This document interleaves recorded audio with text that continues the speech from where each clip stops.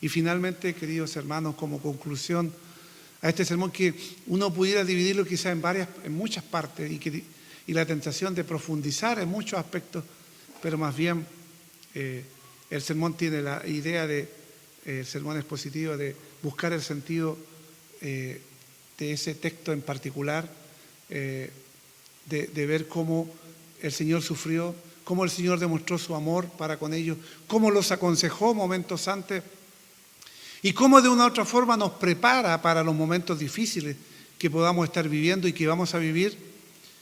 Podemos decir, hermanos, que los líderes judíos buscaban la muerte de Jesús. Y los que conspiran contra los planes de Dios al final fallan. Aunque alguien dirá, pero finalmente murió Jesús. Sí, pero no murió porque el Sanedrín le dobló la mano a la voluntad de Dios, sino porque estaba así escrito, que Jesús moriría en la cruz. Pero no porque tuviera más poder que Dios. Porque el mismo Faraón aprendió finalmente con la muerte de su propio hijo del poder del Señor, aparte de las 9 plagas restantes, el cual había visto el poder de Dios, pero Dios había endurecido su corazón y era para que el pueblo de Israel viera la mano de su Dios poderoso y para que los egipcios vieran que el Dios de los israelitas era más poderoso que los miles de dioses que ellos tenían. Pero también durante la vida de Jesús, Dios usó la hostilidad de sus enemigos para cumplir justamente con el sacrificio del verdadero Cordero Pascual, quien obtuvo nuestra salvación. Fue instigado, molestado, tentado por Satanás. También cuando Judas negocia el precio de él. Pero el Señor no quiere que cambiemos sus propósitos por ganancias terrenales o por caprichos muchas veces personales al no someternos a su propia voluntad. Y cuando el pecado lo asalte, imploremos a Jesús que nos redime, no con oro y plata, sino con su sangre preciosa que derramó en la cruz. Jesús dirige justamente, resumiendo y concluyendo este sermón, dirige a sus discípulos en la preparación de esta comida pascual, esta fiesta de la Pascua a la cual hemos comentado algunos aspectos que son importantes porque tienen mucho que ver con el cumplimiento de las profecías que Jesús hizo y que en el día de hoy nosotros, claro, con mayor estudio las podemos ver claramente. Pero Dios ve de antemano nuestras necesidades también y hace planes para nuestra vida y nos invita a seguir su guía, porque Él siempre prepara todo para nuestro eterno bienestar, porque Él siempre desea lo mejor para nosotros, aunque en el momento muchas veces no lo veamos con claridad y aunque muchas veces también tenemos que reconocer que creemos que nuestras propias ideas son mejores que las que Dios nos está poniendo allí delante. Durante la Pascua Jesús instituyó el sacramento de su cuerpo y sangre, por el cual trae perdón a su pueblo. Y queremos, hermanos, esto infundirlo como un sello en nuestra mente, en nuestro corazón, para que, por favor, no despreciemos y no seamos desprolijos cuando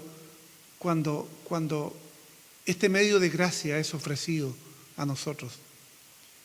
Y creemos que esto es, bueno, voy a ir o no voy a ir, como si fuera algo tan liviano, como algo tan sencillo, tan simple.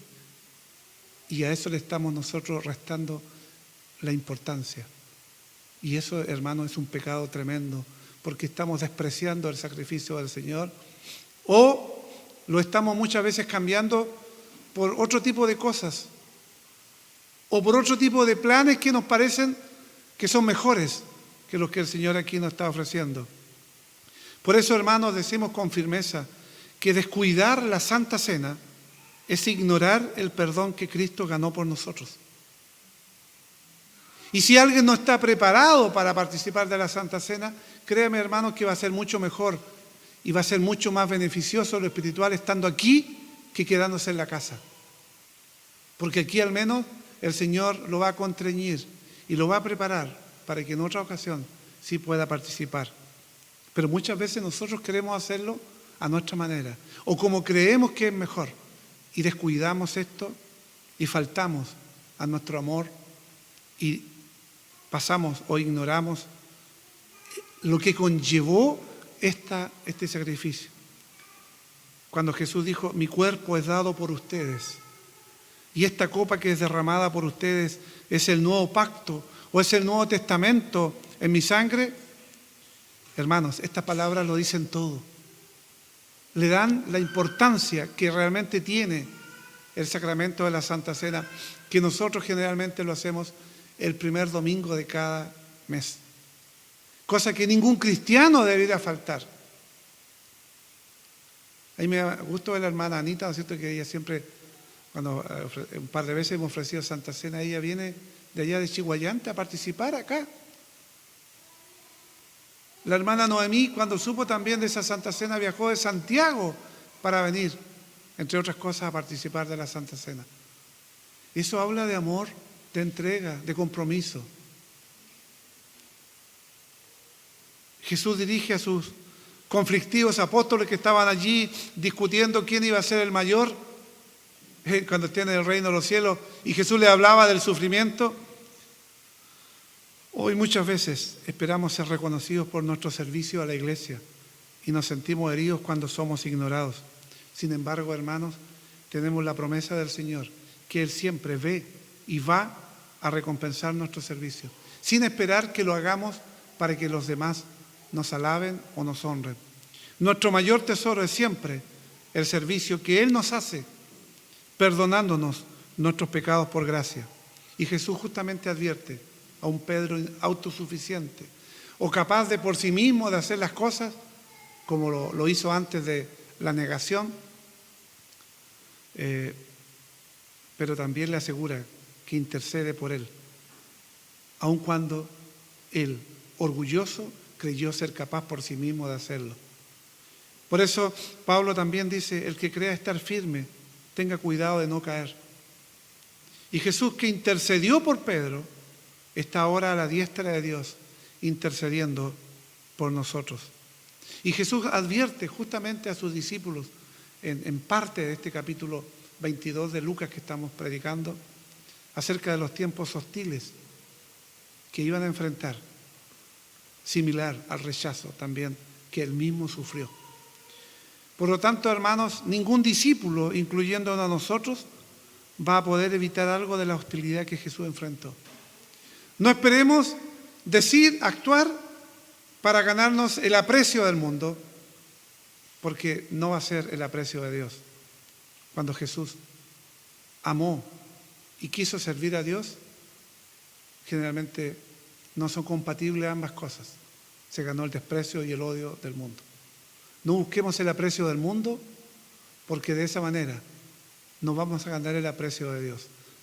Amemos, sirvamos a Dios en primer lugar, aunque el mundo nos rechace y sea hostil. Como dice Jesús, como dice la profecía de Isaías con respecto a lo que iba a pasar Jesús. Habiendo Él llevado el pecado de muchos, incluso orado por los transgresores. Y durante el interrogatorio ahí vemos cómo Pedro lo niega 3 veces, pero sus palabras y la mirada de Jesús llevan a Pedro a lágrimas y al arrepentimiento. Porque cuando Jesús mira a Pedro, después de haberlo negado, dice Lucas que Pedro lloró amargamente y lloró arrepentido, por lo que después vemos en Pedro. El querer protegerse a sí mismo nunca debe ser motivo, hermanos, para negar a nuestro Señor y su comunión con nosotros.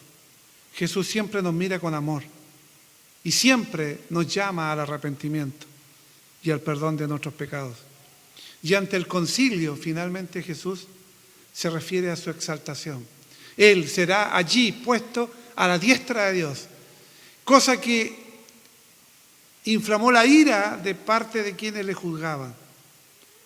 Pero ahí reconoce que Él es el Hijo de Dios y es condenado a pesar de eso. Nunca debemos meter por la fuerza a Jesús dentro de nuestra definición de Mesías. Nos corresponde recibirlo por lo que Él es como la Escritura justamente lo describe. Jesús fue condenado en nuestro lugar. Es el prometido Mesías, es el Hijo de Dios, el que está ahora sentado a la diestra de Dios Padre y que a través del sacramento de la Santa Cena podemos cada cierto tiempo recordar, conmemorar y agradecer el sacrificio que Él hizo por nosotros y también tomar fuerzas en medio del sufrimiento, del dolor y de la persecución de que Cristo volverá por segunda vez. Que Dios nos bendiga.